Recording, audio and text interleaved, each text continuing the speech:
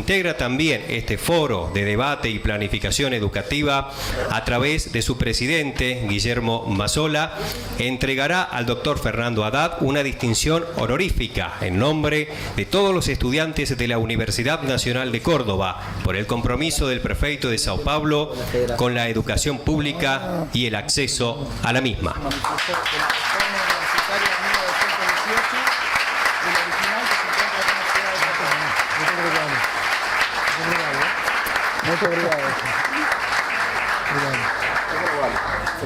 Ahí está. Listo, entonces. Ahora sí, sin mucho más preámbulo, vamos a escuchar la disertación del señor alcalde de Sao Paulo, a quien recibimos con el aplauso que se merece y lo escuchamos.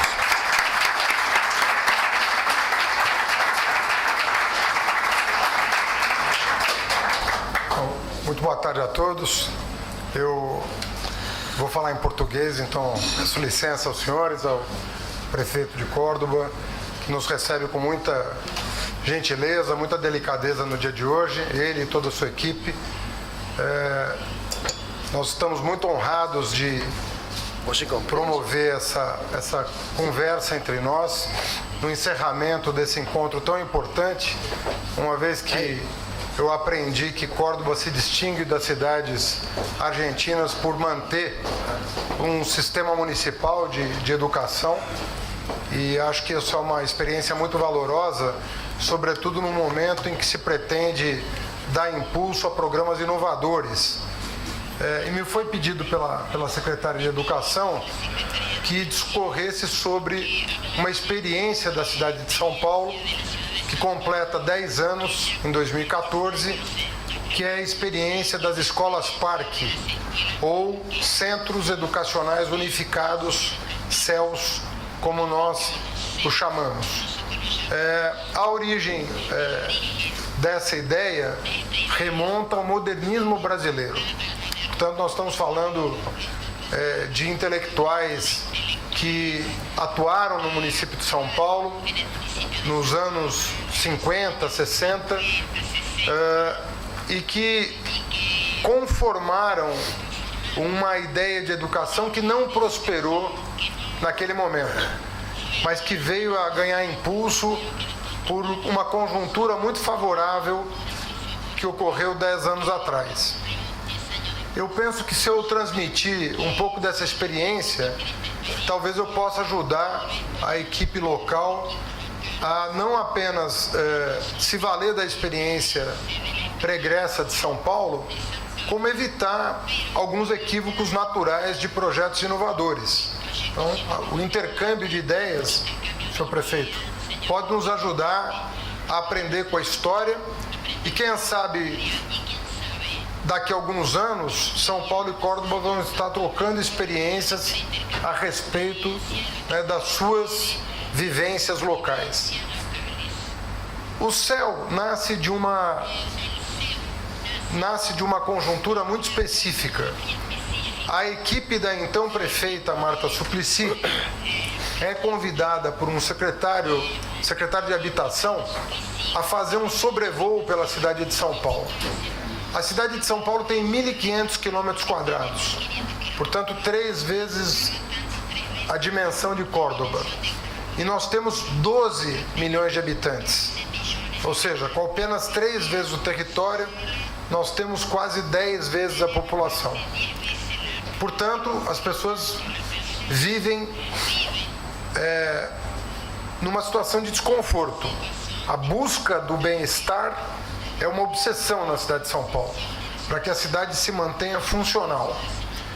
E as pessoas que moram no centro da cidade, nos bairros centrais, desconhecem o que acontece nas periferias, o que acontece nos bairros mais distantes. Não tem a vivência do que é a vida de um trabalhador que muitas vezes tem que se deslocar por quilômetros até chegar ao seu posto de trabalho, até chegar a uma universidade, até chegar a um hospital, às vezes por 2 horas, 3 horas, todos os dias. E nessa visita que fizemos aos bairros periféricos, nós descobrimos que não havia Estado, não havia presença estatal. Nós não conseguíamos notar a presença física do Estado nessas comunidades. Não se via área verde, não se via campo de futebol, não se via um teatro, não se via uma piscina, uma praça de esportes. Não se enxergava nada disso na periferia, e não se enxergava porque não existia. Então nós tomamos uma medida, uma providência, que foi começar a conceber como o Estado poderia se fazer presente nessas localidades. Qual seria a melhor entrada, né? A melhor maneira de se apresentar perante essas localidades. E nós escolhemos a educação como o caminho natural desse encontro. O encontro do poder público com as comunidades periféricas da cidade. A educação foi tida como o enlace que poderia restabelecer vínculos de cidadania. Há muito perdidos em alguns casos, ou nunca estabelecidos em outros. Mas não havia de ser apenas a instalação de uma escola. Uma escola, por incrível que pareça, parecia muito pouco para a dimensão das carências que nós notávamos naquela comunidade. Uma escola tradicional seria bem recebida pela comunidade, mas para fazer uma transformação efetiva da vida daquelas pessoas, nós tínhamos que levar mais do que uma escola. Nós tínhamos que levar uma esperança. Nós tínhamos que levar uma outra visão de cidade. Nós tínhamos que levar uma outra percepção dos direitos consagrados na nossa Constituição. Nós tínhamos que levar, sobretudo para a juventude, um outro olhar sobre o que era ser morador da cidade de São Paulo. Foi feito um mapeamento das grandes áreas remanescentes nesses bairros, que eram antigas fábricas desativadas, antigos clubes sociais desativados, áreas verdes degradadas que deveriam ser parques e não tinham sido estabelecidos. Enfim, uma série de equipamentos que, inclusive a maioria deles privados, e sem um uso adequado, sobretudo onde faltava tanto equipamento público. E aí nós passamos a desapropriar essas áreas. E desapropriamos 45 grandes glebas na cidade. Grandes glebas. Glebas de 50 mil metros quadrados, de 70 mil metros quadrados, de 100 mil metros quadrados. Parques do tamanho do parque, áreas do tamanho do Parque Sarmiento, aqui, em plena periferia da cidade, onde não havia uma árvore plantada. E passamos a tentar entender como ocupar esses espaços da melhor maneira possível. Então chamamos os técnicos da prefeitura e, por incrível que pareça, nós descobrimos um arquiteto que já havia tido essa ideia 10 anos antes, portanto 20 anos atrás. E o arquiteto se apresentou dizendo: eu já fiz esse projeto. E ele permanece numa gaveta há 10 anos. Eu tentei apresentá-lo, mas ninguém me ouviu. Um arquiteto de carreira, um servidor da Prefeitura de São Paulo. E quando nós fomos apresentados ao projeto, era o que tinha de mais avançado em termos sociais e urbanísticos que poderia ser concebido. Uma arquitetura absolutamente moderna, uma praça de esportes com tudo que o jovem tem direito, quadra poliesportiva, parque aquático, campo de futebol, o que vocês quiserem imaginar. Um anfiteatro para 400 pessoas, equipado da melhor maneira possível, pavilhões de aulas modernos e modulares, que poderiam ser adaptados às várias topografias e às várias regiões da cidade. Isso pronto, sem que ninguém tivesse notícia, sem que nenhum prefeito tivesse dado impulso àquele projeto. E aquele projeto era para ser feito um equipamento. E nós já tínhamos 45 terrenos em fase de desapropriação. E aí tomamos uma decisão de fazer, não um, mas fazer os 45 céus. E mudar a cara da periferia da cidade de São Paulo. Mudar a percepção de cidadania e de aderência dos moradores em relação à sua cidade. E passamos a construir esses equipamentos que foram todos entregues. Todos os que foram licitados foram entregues. Passamos um tempo sem construir nenhuma unidade nova, até porque quem assumiu a Prefeitura de São Paulo depois não tinha concordância com o projeto. E agora, com a minha eleição, nós estamos retomando a construção desses equipamentos. Estamos licitando mais 20 equipamentos desse tipo na cidade de São Paulo.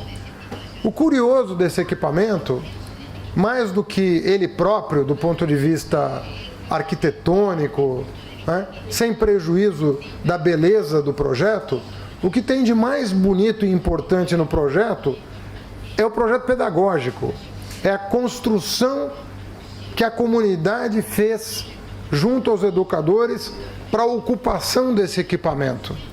Porque se nós fôssemos utilizá-los de forma burocrática, se nós fôssemos pensá-lo de cima para baixo, a ocupação do auditório, a ocupação das quadras, a ocupação do campo, a ocupação das piscinas, nós não teríamos permitido à comunidade perceber aquele equipamento não como um equipamento estatal, mas como um equipamento público, como um equipamento comunitário, como um equipamento que deveria ser abraçado e protegido pela comunidade. Até porque, se não fosse assim, a própria integridade física desse equipamento estaria comprometida pelo grau de degradação do entorno, inclusive pelo grau de violência social do entorno. Não haveria a menor chance desse equipamento sobreviver enquanto tal e ser preservado como ele é até hoje, se a comunidade não o tomasse como um equipamento dela, em que ela interage. E para isso a construção do projeto pedagógico não pode ser feito num gabinete. Ele não deve ser feito no gabinete. E eu sugiro até que ele seja feito não depois da obra entregue, mas durante a obra, durante a execução da obra.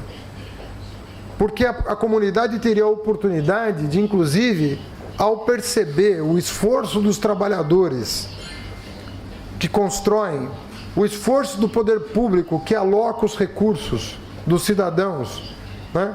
O esforço do contribuinte, portanto, para que aquilo se transforme em realidade, tudo isso tem uma natureza pedagógica que não pode ser desprezada e que vai sendo passada de geração para geração.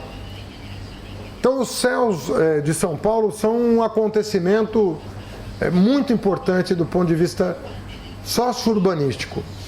Teve um impacto social incrível, teve um impacto de transformação do entorno muito rico. E nós começamos, a partir dali, a quebrar a dicotomia existente entre bairros centrais e bairros periféricos. Ou seja, uma cidade, por maior que ela seja, e óbvio que os problemas sociais existem e existirão, porque são difíceis de serem equacionados, mas a pessoa não pode se sentir um cidadão de segunda categoria numa cidade. Ele não pode sentir que ele tem menos direitos pelo local onde ele nasceu. Se ele nasceu no bairro A ou no bairro B. E para isso ser superado, o Estado é a alavanca de transformação necessária para a mudança de percepção de cada um dos moradores da cidade. Foi o maior investimento público na periferia de São Paulo que se tem notícia. Ele é percebido assim até hoje, é valorizado assim até hoje. E os muros que separam a cidade rica da cidade pobre começaram a ser demolidos a partir dessa intervenção, que vai agora ganhar um novo impulso. Então é interessante para nós educadores notar que a educação se transforma de várias maneiras. Ela transforma a sociedade de várias maneiras. Ela pode transformar a vida de uma pessoa dentro da sala de aula, mas ela não precisa ficar restrita à sala de aula. para ser transformadora. E talvez o caminho da transformação parta da extrapolação da educação para além dos muros da escola, para além da sala de aula. E eu acho que é isso que começa a vicejar na cidade de São Paulo. A última etapa de construção do projeto pedagógico do CEL, quando eu digo a última, não é a derradeira, é a penúltima, vou dizer, porque sempre tem uma etapa nova a ser cumprida. Mas nesse momento, nós estamos instalando universidades públicas dentro desses equipamentos. Esse equipamento que tem a creche, a pré-escola, o ensino fundamental, alguns já têm a escola técnica, estão ganhando agora uma nova funcionalidade, que são cursos universitários de graduação e de pós-graduação. Isso também está enriquecendo o projeto pedagógico, que nós estamos agora alcançando todos os níveis e etapas de ensino, fazendo com que esses níveis e etapas interajam com a cultura, com o esporte, com o lazer, e fazendo a comunidade mais humilde da cidade perceber que a educação é alguma coisa que tem tempo para começar, mas não tem tempo para terminar. Porque muitos jovens pobres entendem que a conclusão do ensino fundamental ou do ensino médio é o máximo que o destino lhes reservou. E nós queremos quebrar esse paradigma e mostrar que não é porque você nasceu pobre que a sua educação tem que ser pobre. Ao contrário, né, quanto mais humilde a sua família, a sua origem, maior o esforço social para que o cidadão consiga alcançar os níveis mais elevados de ensino e possa, de uma geração para outra, cobrir aquele déficit de aprendizagem da geração anterior. Então, levar uma universidade para os bairros mais pobres da cidade dentro desse equipamento, ou seja, tem um significado extraordinário para essa juventude. Então ela começa a perceber que as coisas estão mudando para valer. E isso pode ser notado nos indicadores sociais da cidade e do Brasil. Muita gente, prefeito, fala e conhece o presidente Lula pelo Bolsa Família, que tirou 40 milhões de brasileiros da extrema pobreza e outros 30 milhões que passaram a configurar a nova classe média brasileira. Então são 60, 70 milhões de brasileiros que mudaram de condição. E isso é atribuído muito ao combate à miséria no Brasil. Mas o combate à miséria não se fez só pela transferência de renda. O combate à miséria se fez muito pela distribuição democrática das oportunidades educacionais. Nós, num prazo de 12 anos, nós mais do que dobramos a população universitária brasileira. O Brasil só contava com 3,5 milhões de universitários. Hoje são 7,5 milhões de universitários no Brasil, crescendo em progressão geométrica. Isso tanto o ensino privado, que conta com financiamento e troca de tributos por bolsas, como o ensino público. O ensino público brasileiro vem crescendo a taxas expressivas, mantendo a proporção no cômputo geral. Mas a verdade é que todo esse acréscimo de matrícula atingiu a classe C, D e E no Brasil, que nunca frequentaram uma universidade. Então, milhões de brasileiros vão obter o primeiro diploma universitário da sua família, agora nesse período. Tem um dado que chama muito atenção. 40% dos brasileiros com diploma universitário foram formados nos últimos 10 anos. Ou seja, quase metade dos brasileiros com diploma foram formados recentemente. Vocês têm o privilégio de ter fundado uma das primeiras universidades do continente aqui em Córdoba. 300 anos antes do Brasil ter fundado a sua primeira universidade. Nós criamos a nossa primeira universidade no começo do século passado. Vocês criaram no começo do século XVII. Então é muita muita defasagem histórica que precisou ser superada para o Brasil conseguir se equiparar aos seus próprios vizinhos, em função de toda uma carga histórica que colocou o Brasil, em termos educacionais, numa condição muito defasada ao longo de todo o século XX. Então, só basicamente depois da Constituição de 88, e sobretudo no último período, que nós conseguimos realmente dar um salto de quantidade e qualidade para nos equiparar em termos educacionais a países que fizeram reformas importantes muito anos antes do que o Brasil. A primeira grande reforma da Argentina é do final do século XIX. Né? Sarmiento teve um papel fundamental, conhecido em todo o continente, né? Não só na Argentina, mas também no Chile. No Brasil, o nosso Sarmiento é dos anos 30 do século passado e foi derrotado politicamente. Não chegou à presidência da República e muito menos a ministro da Educação. Aquele que concebeu o nosso sistema de ensino. Então o Brasil, com muita defasagem, começou a romper as barreiras do atraso educacional. E eu acho que os CELs fazem parte da história recente de sucesso da educação brasileira. Nós estamos conseguindo superar o atraso com experiências inovadoras, tanto no âmbito da educação básica, quanto no âmbito da educação superior.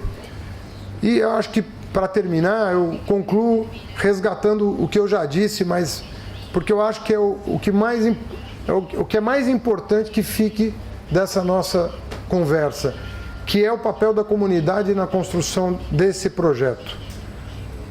Nós temos que romper a visão de que o Estado provê as coisas à sua maneira. E temos que compreender o Estado como um ente mais permeável que constrói a quatro mãos, com a comunidade, os projetos mais inovadores. E o projeto da Escola Parque ou do CEL é um projeto que exige, como nenhum outro, uma parceria com a comunidade, para que ela se aproprie daquele equipamento na sua dimensão mais importante, que é a dimensão pedagógica e a dimensão transformadora.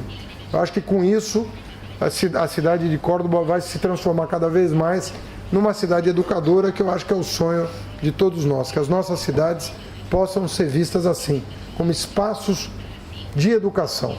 Não é dentro da sala de aula que se educa, é no convívio cidadão, no convívio com o semelhante, na apropriação dos espaços públicos por todos. É aí que se educa, é aí que se superam as dificuldades desses grandes aglomerados que nós chamamos de cidades. Se nós queremos uma cidade que garanta os direitos fundamentais, eu acho que a gente tem que extrapolar os muros da escola e transformar definitivamente os espaços públicos da cidade a partir da educação.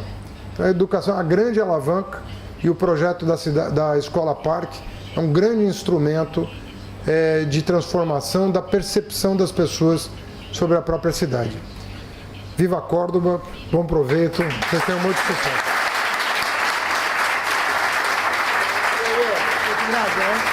Muy bien las palabras. Muy bien. Este es el aplauso para el señor alcalde de Sao Paulo. Muchísimas gracias al doctor Fernando Haddad. Muchas gracias. Queremos invitar a todos, ya nos estamos yendo todos para Barrio Congreso. Allí va a comenzar el acto en la Plaza de las Madres de Plaza de Mayo. Allí el intendente de la ciudad va a colocar la piedra fundamental del primer parque educativo de